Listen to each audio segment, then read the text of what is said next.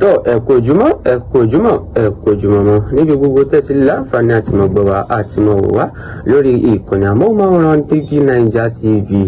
gẹ́gẹ́ bẹ́ẹ̀ tí ó rẹ̀ pé aláǹfààní àti mọ̀ jàyìn sí àti mọ̀ gbé níbẹ̀ àwọn ìṣẹ̀lẹ̀ lórílẹ̀‐èdè wa Nàìjíríà káàkiri ilẹ̀ káàárọ̀ òjìrè eléyìí náà la tún ṣe bẹ́ẹ̀ la mú wa fún yín kájọ mọ́ gbé ìyẹ̀wò kájọ mọ́ wò sàkún ọ̀rọ̀ náà ìyàtọ̀ bá kọ sí ẹ má gbàgbé láti fi opinion ní sọ sí abala àríwísí ìyẹn comment section ọ̀rọ̀ lórí gbajúgbajà olórin méjì lẹ́yìn tí awuyewuye ń lọ láàrin wọn tí gbajúgbajà olùgbóhùnsáfẹ́fẹ́ Kola Olootu sì ti jáde wá láti wá ṣe àlàyé ọ̀rọ̀ náà láti yànnàná ẹ̀ gan-an gẹ́gẹ́ bó ti rí ẹ wá nǹkan fìdílé torí àkímọ̀rò gan gẹ́gẹ́ bí ẹlẹ́jọ́ tàbí kẹ́ fìdílé nǹkan kẹjìkájọgbọ́n àlàyé ọ̀rọ̀ ọ̀hún lẹ́kùnrẹ́rẹ́. Oro Kollington Ayinla pẹ̀lú Ati Wasiu Ayinde ó ti bá bòmí yọ ọ̀nà bólọ́bá yọ nínú íńtáfíù tí Délé Adéyanjú Àgbàlẹ̀tù tó lọ ṣe fún Ati Wasiu Ayinde nílé ẹ̀ níjẹ̀bú níbẹ̀ la Ati Wasiu Ayinde ti fẹ̀hónú ẹ̀ hàn òun bínú sálàájì Kollington pé kọ̀yẹ́ kálàájì Kollington ṣe bẹ́ẹ̀ torí pé nígbà tí ìyá Ati Kollington kú òun sọmọ fún wọn àwọn ṣe dáadáa kò sí gbogbo ntálàájì Kollington béèrè fún gẹ́gẹ́ bí ìrànlọ́wọ́ táwọn ò ṣe. Wọ́n tó tẹ̀síwájú nínú íńtáfíù náà wípé Ati Kollington sọ wípé ìjọba ní ẹ máa fáwọn lówó kan ẹ fáwọn bí ẹ̀ẹ̀mejì àbẹ́ẹ̀mẹ́ta àwọn ò rí gbà mọ́. Ati Wasiu Ayinde ní irọ́ funfun báláwo ó ní wípé ìjọba ní kò mọ kówó fún yàn ní ìjọba Nàìjíríà ojú gbangba wálé àgbáyé lòun ti ń sọ yìí òun sì ń pe ẹnikẹ́ni níjà tí wọ́n bá ní kò ń kówó fún wọn pé ẹnikẹ́ni ò rán òun sí wọn òun lòun rò ó lọ́kàn òun nínú tọ́lọ̀ ń ṣe fóun tóun fún gbogbo àwọn òṣèré kìí ṣàlájì Kollington nìkan àwọn tóun fún kìí ṣàwọn ló dáa jù lọ́dọ̀ òun àwọn tóun ò fún wọn ọ̀sẹ̀ òun bọ́lọ̀ ń bá ṣe rán òun ṣẹ́ lòun máa jíṣẹ́ tòun torí ìdí eléyìí kò sẹ́nì kankan tó rán òun sí Ati Kollington. Ati Kollington fèsì ó ti fèsì tẹ́lẹ̀ kí wọ́n tó lọ sí íńtáfíù àwọn pé Ati Wasiu Ayinde títí Ati Wasiu Ayinde ò gbé fóònù dájúdájú ó sọ pé òun ọ̀fẹ́ ráwọn nu ẹni tẹ́yìn ń pè tí ò gbé kọ́ọ̀lù ajá sí pé bóyá wọn ò fẹ́ nǹkan àbùkù kó wọn á débẹ̀ wọn wá kàn lábùkù wọn á ní kí ni ìwọ náà wá lọ bẹ̀. èmi gangan tí mò ń sọ̀rọ̀ mo ti àlẹ́ẹ̀jì wọn rí pé wọn ì gbé kọ́ọ̀lù bí a sì ti ń sọ̀rọ̀ àáfàá sọ̀rọ̀ òjò ní kíchìn wọn la ti ń sọ̀rọ̀ njọ́ wọ́n sì gbé fóònù wọn wọ́n dẹ̀ fi ojú ẹ̀ àmì báyìí bíi 17 missed calls. kódà ẹni tí ń pè wọ́n ẹni tí ó jẹ́ èèyàn ńlá kì í ṣe ààrẹ o torí mo mọ̀ pé bí ọkàn gbogbo yín ọ̀lọ́ láti máa return calls ẹ lójú ẹsẹ̀. wọ́n ní máa rí bẹ́ẹ̀ ni kílẹ̀ ó tó súngbà míì àwọn máa ní miss call tí ó pọ̀ rẹpẹtẹ pé ìgbà míì tó ń bá fẹ́ gorí bẹ́ẹ̀dì táwọn bá fẹ́ sùn àwọn máa ń sẹ́ndì messages táwọn ó return ẹ̀ torí bílẹ̀ bá sú àwọn ọmọ bẹ́ẹ̀ àwọn tó pe àwọn látàárọ̀ bí wọ́n ti sùn bí wọ́n ò tí ì sùn wọ́n sẹ́ndì message padà. èmi ò rò pé wọ́n mọ̀ láti mọ́ gbé kọ́ọ̀lù bàbá Kollington. ẹ̀bi tí Ati Wasiu Ayinde jẹ ńbẹ̀ ni pé àìgbé kọ́ọ̀lù lóòótọ́ a máa dùn yín. ṣùgbọ́n bí tí àwọn èèyàn dá Ati Kollington Ayinla ó ní wípé whatever may be the case wọn ò bá ti wo ariwo ọjà wọn ò bá gbéra kí wọ́n lọ sí Ìjẹ̀bú láti lọ kí. bí wọ́n bá ti àdébẹ̀ bí wọ́n bá ní wọ́n mọ̀ wọlé wọ́n mọ̀ pé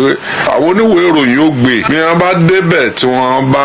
kí Ati Wasiu tí ọba dáhùn. ohun tó kúkú ṣẹlẹ̀ ń bẹ̀ ń gbà náà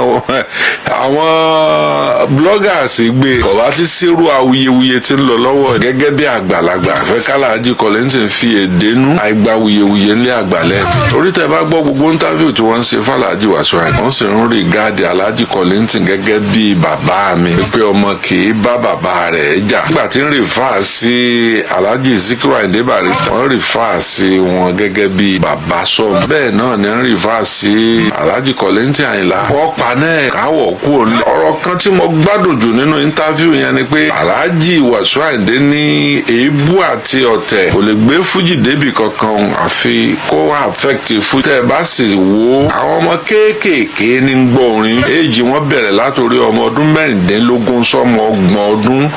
ọ̀pọ̀ jùlọ gbọ̀ọdún àti méjì sí àti mẹ́fà. pípé níjọ́ làwọn àgbààgbà jẹ́ fáǹsì olórin nígbà tí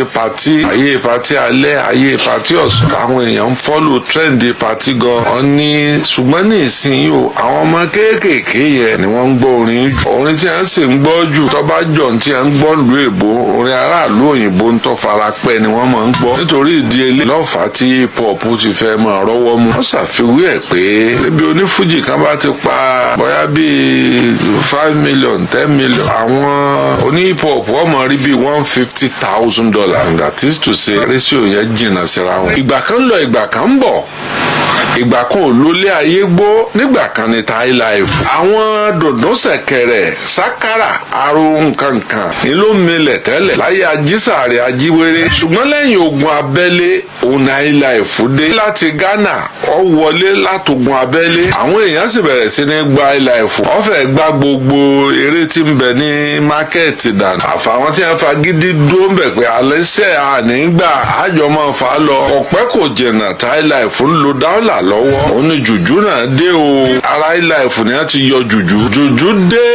oríṣiríṣi orin sọ́wà ń bẹ̀ gbòde ó bẹ̀rẹ̀ sí ní rẹ̀ highlife díẹ̀díẹ̀ highlife tó ṣe pé tí wọ́n bá ṣàwọ̀ ẹ̀ báyìí yóò máa ta lọ bí ìbèbà ìṣòwò ọ̀pẹ́ kò jìnnà highlife ọ̀dà bí má bíi ti tẹ́lẹ̀ àfi ìkọ̀ọ̀kan ló gbà yá ní fújì náà dé wọn àti jùjú jọ ń fà á ìgagbága náà pọ̀ tó bẹ́ẹ̀ gẹ́ tó fi jẹ́ pé Shina Peter sọ nínú interview kan wípé òun fẹ́ wo kí ni à ń gbọ́nú fújì gan-an tó fi fẹ́ borí jùjú mọ́lẹ̀ òun wá lọ tẹ̀bà tí Alhaji Sikiru Ayinde Barrister òun lọ gbọ́ orin Dr. Sikiru Ayinde Barrister òun rí wípé omele ló dominate ẹ̀ ó ní òun bá ṣẹ́ emele jọ sínú báǹdì emele bíi 6 sákàrà ọ̀tọ̀ emele àdàmọ̀ ọ̀tọ̀ ó ní òun wá rí i pé emele yẹn jẹ báyìí afrojuju àti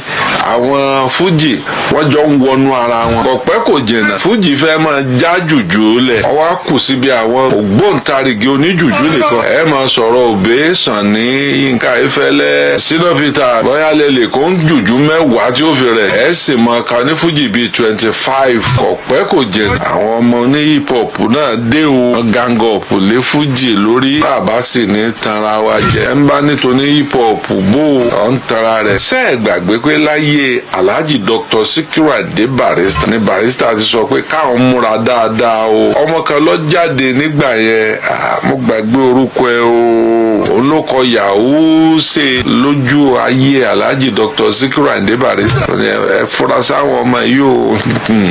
ọwọ́ tí wọ́n fẹ́ gbé yìí ọwọ́ yahoo ṣe tẹ̀ ń rí yìí wọ́n bá lọ gbalẹ̀ lọ bẹ́ẹ̀ ọlọgbé nìyẹn ọ ní ọ̀rọ̀ tí Alhaji Wasiu Ayinde K1 ń sọ nínú interview yẹn káwọn yá padà sí drawing board lórí hip hop ti fẹ́ máa já fújì ilẹ̀ ọba jẹ́ lòmíì lọ́sọ̀ọ́ ni àwọn èèyàn bíi gbogbo àwọn fújì ọba mọ̀ pé kókó ọ̀rọ̀ yẹn jẹ ṣùgbọ́n authority ni Wasiu Ayinde lórí fújì ọba fi lè sọ pé nǹkan báyìí ń ṣẹlẹ̀ ó dà subject ni Wasiu Ayinde àfi kí wọ́n yá padà sí drawing board lóòótọ́ Alhaji Kollington Ayinla bọ́mọ eke bá ń ṣe bí ọmọ eke àgbà mọ̀ ṣe bí àgbà ẹ gbé fóònù ẹ pè é tí mo fẹ́ kẹ́ ẹ ṣe ni pé bẹ́ẹ̀ bá ń pe Alhaji ẹ jẹ́ kẹ́lẹ́rìí ọ wà mí tẹ́ ẹ bá wá pè é tí ọba tún gbé ẹ wá gbéra pẹ̀lú ẹlẹ́rìí wàá gbéra ẹ wá lọ jẹ̀bù ẹ mú fídíò lọ́wọ́ bẹ́ẹ̀ bá ń lọ wọn ọba jẹ́ wọlé bẹ́ẹ̀ bá dọ̀m bí wọ́n bá ní wọn ò sí nílé ẹ jẹ́ ká yọ ọmọ jẹ́ advice tèmi fẹ́ fún un lórí bí wọ́n bá rojọ́ nínú ẹjọ́ Alhaji Wasiu Ayinde rò lẹ́sẹ̀ ni wọ́n lè rorú ẹjọ́ bẹ́ẹ̀ fún tí ò ní rò lẹ́ẹ̀mejì pé à ń ṣe ọmọ ìlú òótọ́ ẹ̀yin náà sì rí sọ ẹ lè mọ̀ pé kẹ́ẹ̀pẹ́ tó ẹ káàbọ̀ padà báwo ló ṣe rí létí yín ǹjẹ́ ẹ̀yin náà faramọ́ àlàyé ọ̀rọ̀ ọ̀hún ẹ má gbàgbé láti fi ìyà tó bá sọ ìyà tó bá kọ sí kẹ́ bá fi opinion ní sọ sí abala rí sí ìyẹn comment section kẹ́ bá like kẹ́ sì bá share kẹ́ sọ sáwọn olólùfẹ́ yín jákèjádò Nàìjíríà torí a ò ní máa rí jù báyìí lọ ìkànnì DIGINAIJA TV àwa ní tiyín ní tòótọ́ a ó tún mọ bá yín pàdé lọ́jọ́ mi nígbà míì lórí ìkànnì kan náà ó dàbọ̀.